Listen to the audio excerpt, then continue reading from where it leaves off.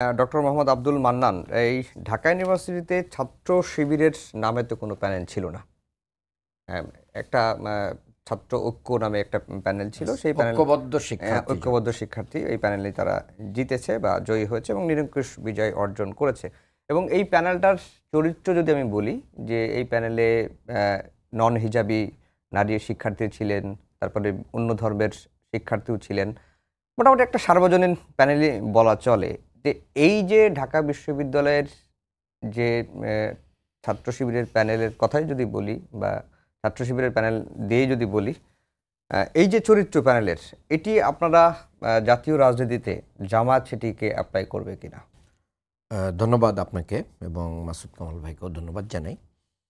দেখেন, ঐক্যবদ্ধ শিক্ষার্থী যে জোট ইসলামী ছাত্র শিবিরের নেতৃত্বে হয়েছে, ছাত্র শিবির ওয়েলকাম করেছে, ছাত্র শিবিরের সাথেই এসেছে এবং সবাইকে ওন করার স্বার্থেই এই জোটের একটা ভিন্ন নাম, কোনো দলীয় নাম এখানে ইউজ করা হয় নাই। ২ নম্বর কথা হচ্ছে যে এখানে সবাইকে স্থান দেওয়া হয়েছে, আপনার বক্তব্যের ভিতরে এসেছে, ধর্ম বর্ণের সবাইকে দেয়া হয়েছে। আপনি দেখেন যে এদের অধিকাংশই কিন্তু মেধাবী ছিল, ভাই একটু আগেই সেটা বলেছেন। আমাদের যে এজিএস প্রার্থী মহিউদ্দিন মহি, সে তো ব্রিলিয়ান্ট রেজাল্ট তার ঢাকা বিশ্ববিদ্যালয়ে, এবং অন্য সবারই ব্রিলিয়ান্ট হিস্ট্রি আছে রেজাল্টের। এরপরে আমরা নন হিজাবির কথা আপনি বলছেন, দেখেন এই জায়গা থেকে আমরা মেসেজ দিতে চেয়েছি, আমরা বাংলাদেশে আগামী দিনে একটা সকল শ্রেণী, পেশা, ধর্ম, বর্ণ, গোত্র সবাইকে নিয়ে আমরা নতুন বাংলাদেশ গড়তে চাই এবং সেই জায়গায় ইসলাম এখানে কোনো বাধা হয়ে দাঁড়াবে না।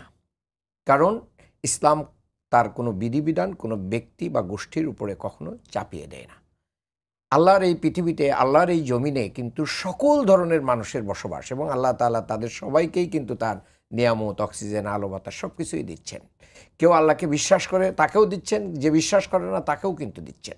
তাহলে যারা এই বাংলাদেশের নাগরিক, সে আমাকে পছন্দ করুক আর না করুক, তাকে কিন্তু আমাকে ওন করতে হবে এবং তাকে নিয়েই এই বাংলাদেশ গড়তে হবে। সেই জায়গা থেকে আমি মনে করি যে আমাদের যে জোটটা হয়েছে, এই জোটটা ছিল একবারেই সুন্দর একটা কৌশল এবং মানে সময় উপযোগী সিদ্ধান্ত।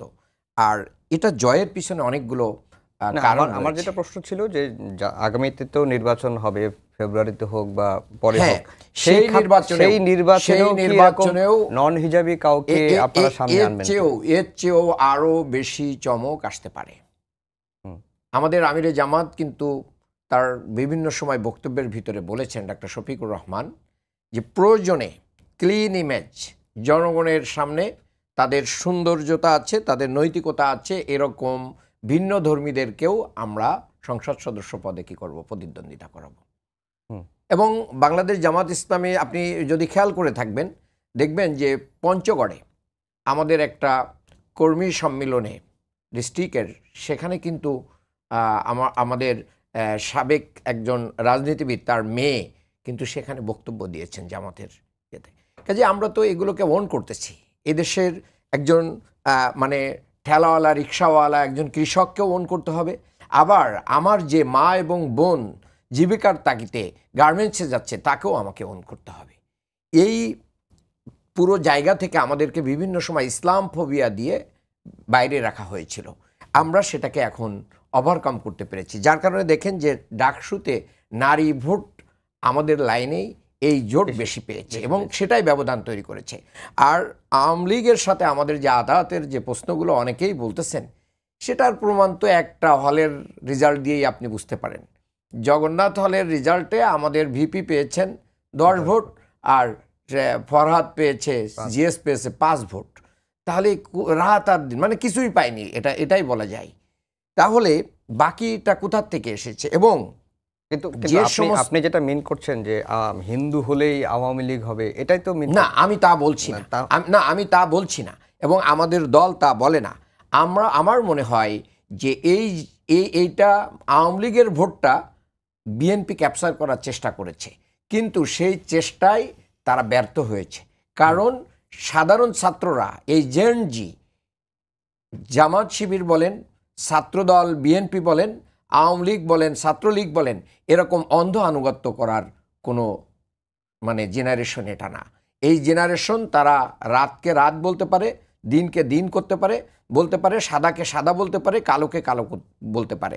এই জন্য এই যে রাজনীতিতে যে নতুন ধারা আপনার এই শিরোনাম, সেই শিরোনামটাই সার্থক হচ্ছে যে এই জেনারেশনের যে সিদ্ধান্ত গ্রহণের যে এক্সক্লুসিভ ওয়েটা তৈরি হয়েছে এবং তারা যে সেটা করতেছে, এটার কারণে আমাদেরকে বদলানোর কোনো বিকল্প নেই, আমাদেরকে বদলাতে হবে। না, আমরা যেটা রাজনীতিতে নতুন ধারার আলোচনার বিষয়টা দিয়েছি এই কারণে যে অনেকেই বলছেন যে আগের যে ট্যাগিং বা চেতনার কথা, ফ্রেমিং করা, এগুলো এখন আর চলবে না, এখন জনকল্যাণমূলক করতে হবে, সেটা করতে হবে। কিন্তু আপনারা কি সেখান থেকে বের হয়ে আসতে পেরেছেন?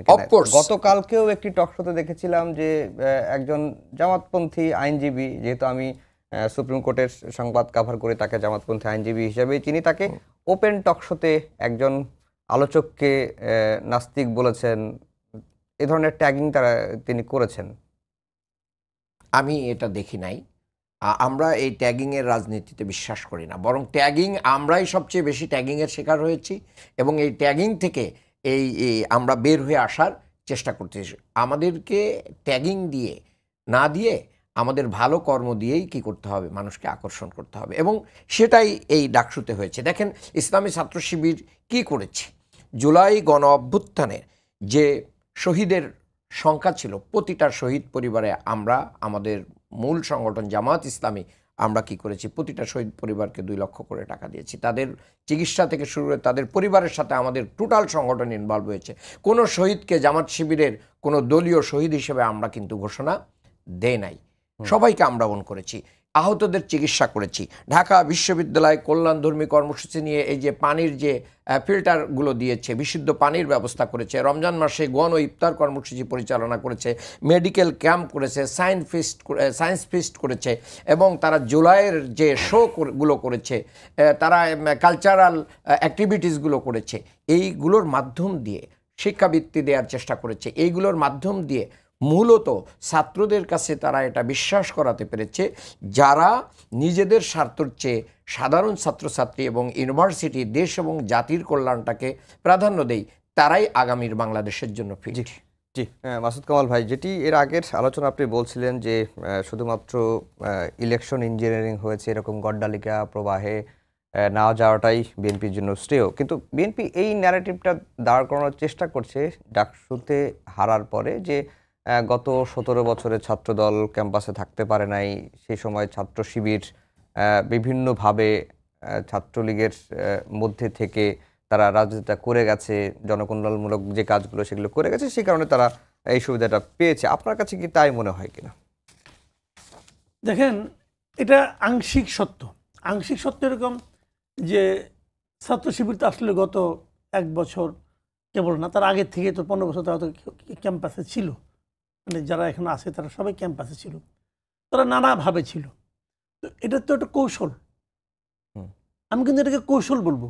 আপনার দেখেন, আমি মানি না বলে আমি লাফিয়ে পড়ে ঝাঁপিয়ে পড়ে মরে গেলাম, মৃত মানুষ তো কথা বলতে পারে না, আমার কাছ থেকে কথা বলা তো আমাকে আমার অবস্থা বুঝে কিন্তু আমাকে ব্যবস্থা নিতে হবে।